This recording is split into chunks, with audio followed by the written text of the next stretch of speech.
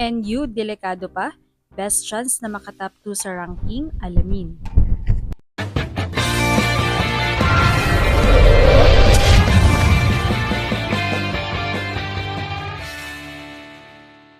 What's up, Volleyball Nation? Welcome back to my YouTube channel. Narito ako para magbigay sa inyo ng updates tungkol sa mundo ng volleyball.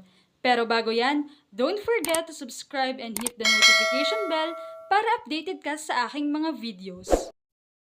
Talagang kapanapanibik at matindi ang laban para sa Final Four sa UAAP Women's Volleyball ngayong season, lalo na sa agawa ng number 2 spot ng National University Lady Bulldogs, UST Golden Tigresses at Adamson Lady Falcons.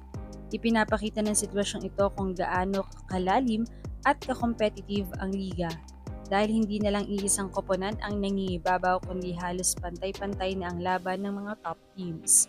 Mas tumitindi ang pressure dahil kahit wala ng twice to beat advantage ang number 2 seed, napakalaki pa rin ng benepisyo ng pagkakaroon nito na nagbibigay ng mas malinaw at mas madaling landas papuntang finals.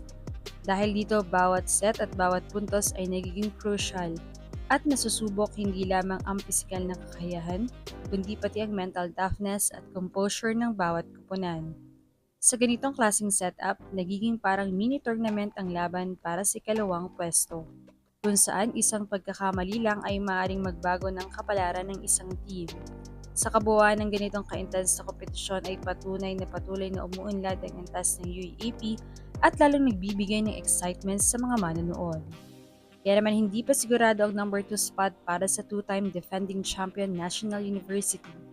Sa kabila ng kanilang lamang, nanganganib pa rin mawala sa kanilang ikalawang pwesto dahil sa tatlong koponang tabla sa kartadang 9-5 record, habang papalapit ang kanilang huling laban sa elimination round laban sa UST.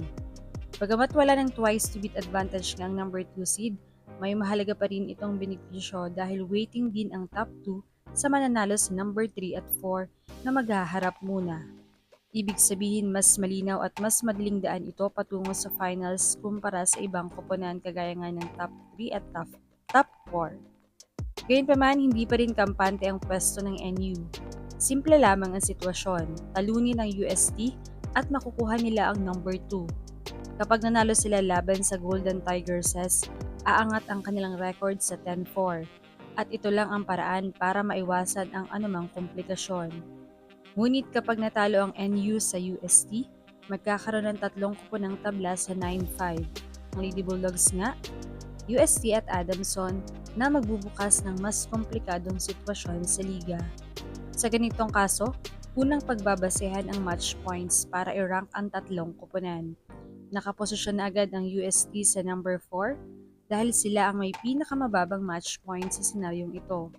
Samantala ang NU at Adamson naman ay maglalaban para sa number 2 seed, kung saan ang mananalo ay makakakuha ng spot sa top 2. Habang ang matatalo naman ay haharap sa isang knockout game laban sa Golden Tigresses. At yung mananalo na lumaban sa Golden Tigresses ay yun ang lalaban sa top 2. Anong masasabi niyo dito? Leave a comment below. Thank you for watching and don't forget to subscribe.